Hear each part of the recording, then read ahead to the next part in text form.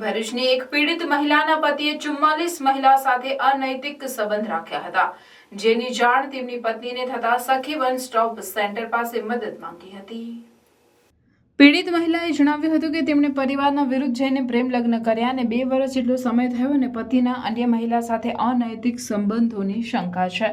જેના આધારે મહિલાને સખી વન સ્ટોપ સેન્ટર પર બોલાવી કાઉન્સેલિંગ કરવામાં આવ્યું, જેમાં પતિએ કોઈ અન્ય મહિલા સાથે સંબંધ નહીં હોવાનું જણાવ્યું, પણ શંકા જતા ફરી કાઉન્સેલિંગ કરવામાં આવ્યું ત્યારે પતિએ સ્વીકાર્યું હતું કે તેમનો 44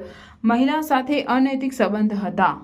જેમાંથી હાલ પત્ની સિવાય બીજી 2 મહિલા સાથે અનૈતિક સંબંધ રાખ્યા છે તેવું જણાવતા તેમનો ફોન તપાસ કરવામાં આવ્યો હતો।